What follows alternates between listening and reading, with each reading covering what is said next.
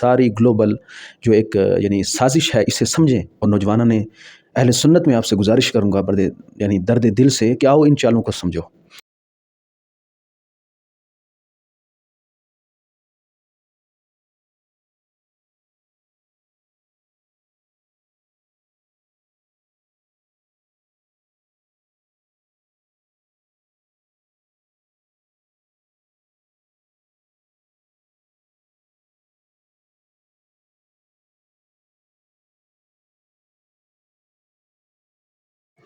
بسم اللہ الرحمن الرحیم، اللہم صلی علی سیدنا محمد وعلی آل سیدنا محمد و اصحاب سیدنا محمد وبارک وسلم علیہم۔ ناظرین، پچھلی ویڈیو کے اندر بھی میں نے آپ کو بتایا تھا کہ کس طریقے سے لوگ یعنی اصل کو مٹانے کے لیے اور وہ نور کے جو مکی مدنی نور ہے اسے ختم کرنے کے لیے طرح طرح سے ہیلے بہانوں سے امت میں انتشار کرنا چاہتے ہیں، اور جو خادمین اسلام ہیں، سلف صالحین ہیں، ان کی تعلیمات کو نگلیکٹ کرنا چاہتے ہیں، اور نئی فکر کہ جو مغربی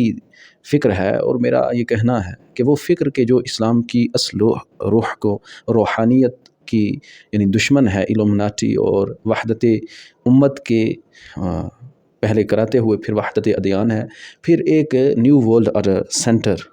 جس میں گلوبل گورنمنٹ ہوگی۔ تو یہ سارا سلسلہ، یہ سب دجالی لوسیفر کے ماننے والے ہیں۔ تو جو امت کا ایک تسلسل چلا رہا ہے، نبی علیہ السلام نے فرمایا تھا کہ کم عقل اور اس طرح کے لوگ کہ جو دین میں درک نہیں رکھیں گے، خوارج قرآن بڑا اچھا پڑھیں گے اور نئے مارکیٹ میں آ جائیں گے مصلح بن کر، لیکن وہ مصلح نہیں ہوں گے بلکہ خود فرقہ پرست ہوں گے۔ یہ دو ویڈیو آپ دیکھیں کہ جس کے اندر میں ویڈیو وہ فوٹو لگانا مقصد ہے، اس کی آواز میں جو اس نے کہا ہے اس میں چند یعنی اپنے اعتبار سے اس بندے نے گفتگو کی ہے، اگرچہ علمی اعتبار سے اس پر اور طریقے سے گفتگو کی جا سکتی ہے۔ وہاں صرف مقصد ویڈیوز دکھانا ہے کہ باہر کے علماء بھی چار یعنی ائمہ کو فالو کرنے والے ہیں، چار سکول آف تھاٹ کو فالو کرنے والے ہیں۔ فقہ کے اندر، عقائد کے اندر کوئی اختلاف نہیں ہے، عقائد میں سب متفق ہیں بحمد اللہ تعالی۔ صحابہ سے لے کر آج تک جو کڑی سے کڑی ملی ہوئی فکر آ رہی ہے اس پر گامزن ہے۔ اور پھر دیکھیں عاشقان رسول کو کیسے عورتوں کو بھی تھپڑ مارے جا رہے ہیں لیکن رنڈیاں نچائی جا رہی ہیں، اور کس طرح ان کو اعزاز پروٹوکول دے کر ان کو سیفٹی دی جا رہی ہے۔ یہ وہی خوارج فتنہ ہے، خارجی فتنہ، کہ جس کی نسلیں آج تک موجود ہیں۔ اور روافظ جو ابن سبا کی اولاد ہیں وہ بھی قرآن پر اعتراضات، صحابہ کرام محسنین اسلام جو قرآن کے جامع ہیں، جمع کرنے والے، ان کو مشکوک کر کے قرآن کو مشکوک کرنا چاہتے ہیں۔ یہ ساری گلوبل جو ایک یعنی سازش ہے اسے سمجھیں، اور نوجوانوں نے اہل سنت میں آپ سے گزارش کروں گا یعنی درد دل سے کہ آؤ ان چالوں کو سمجھو، اور اپنے جو اسلاف ہیں بحمد اللہ تعالی ان کے عقائد قرآن و حدیث سے ثابت ہیں، اگرچہ ہمارے جہلا کی وجہ سے خرابیاں ہیں۔ اللہ عمل خیر کی توفیق عطا فرمائے۔ والسلام علیکم ورحمۃ اللہ وبرکاتہ۔ محترم امت کے اتحاد اور وحدت اتحادی امت کی خاطر یہ لازم اور نہایت ہی ضروری ہے کہ لفظ فقہ اور ہمارے چار اہل سنت کے فقہی امام حنفی، مالکی، شافعی اور حنبلی کے بارے میں بنیادی علم ہو کہ ان سب کا ایک ہی بنیادی اتحادی امت پلیٹ فارم رہا ہے۔ نہایت ہی توجہ سے سنیے کیونکہ میں بہت ہی آسان اور مختصر لفظوں میں بیان کروں گا تاکہ ہر ایک کو بآسانی سمجھ آ جائے۔ محترم امت، فقہ کے بارے میں دو اصول ہمیشہ یاد رکھیے گا، اور انہی دو اصولوں کی وجہ سے امت متحد رہتی ہے۔ ایک اصول یہ کہ فقہ فروعی معاملات کی وجہ سے مختلف ہو سکتی ہے، لیکن کبھی بھی ان کے مابین دلی اختلاف نہیں ہوتا،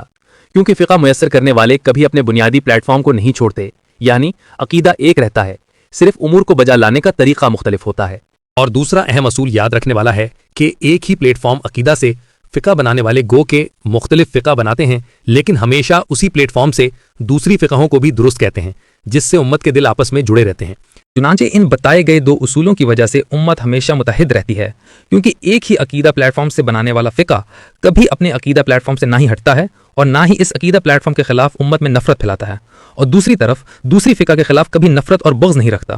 مثلا اگر کوئی رفع دین کرے یا نہ کرے، کیونکہ اعتقاد ہوتا ہے کہ ایک عقیدہ پلیٹ فارم ہونے کی وجہ سے دونوں طریقے ٹھیک ہیں۔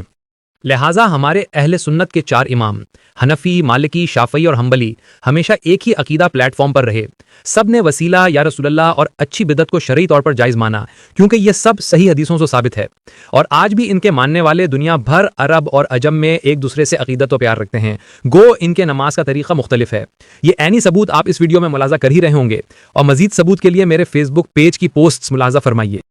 اس سے یہ ثابت ہوا کہ امت نے کبھی نماز کے طریقے پہ دلی اختلاف اور نفرت نہیں کیا، کیونکہ رفع یدین، اونچا آمین وغیرہ تو صدیوں سے اپنی اپنی فقہ پہ چلنے والے کرتے آ رہے، اور ساتھ ہی سب وسیلہ یا رسول اللہ میلاد وغیرہ کو بھی مانتے ہیں اور آپس میں مل بیٹھتے ہیں۔ لہٰذا آج کے دور میں امت سے سچ چھپا کر فروئی رور جیسے رفع یدین، اونچا آمین وغیرہ کو موضوع بنا کر بحث نہیں کرنی چاہیے، کیونکہ وہ عناصر جو امت میں یہ غلط فہمیاں پھیلاتے ہیں سچ چھپا کر کے صدیوں سے بعض امام کے ماننے والے کرتے آ رہے ہیں، اور جو بعض امام والے کرتے آ رہے ہیں وہ سب وسیلہ یا رسول اللہ اور بدعت حسنہ اچھی بدعت کو ماننے والے بھی ہیں، اور ایک ہی عقیدہ پلیٹ فارم سے ان سب کا تعلق رہا ہے۔ یہ دھوکا ہوگا کہ اگر سچ نہ بتایا جائے، رفع یدین کرنے کا تو کہا جائے، لیکن صحیح حدیثوں اور ان 4 اماموں کے عقیدہ پلیٹ فارم کو چھپا کر وسیلہ میلاد وغیرہ کے خلاف نفرت اور تفریقہ بازی کر کے امت کو توڑا جائے، اور یہ بھی سچ نہ بتایا جائے کہ جس فلسطین کا نعرہ لگاتے ہیں اس کا مفتی اعظم فلسطین امام مسجد الاقصیٰ کا بھی عقیدہ پلیٹ فارم یہی ہے، گو کہ نماز کا طریقہ مختلف ہے۔ یاد رکھیے کو بھی اپنے آپ کو حنفی، مالکی، شافی، حنبلی نہیں کہہ سکتا جب تک ان 4 اماموں کو ان کے عقیدہ پلیٹ فارم سے نہ مانے، کیونکہ پلیٹ فارم امت کو متحد رکھتا ہے جو ان 4 اماموں نے ہمیشہ متحد رکھا، فروئی طریقہ چاہے جیسا بھی ہو، اور یہ فروئی امور پر تو کبھی دلی اختلاف کیا ہی نہیں۔ هل عرفتم عمن أتحدث؟ إنه الشيخ العلامة أحمد رضا خان الهندي رحمه الله، إمام أهل السنة، عالم جليل وإمام عظيم.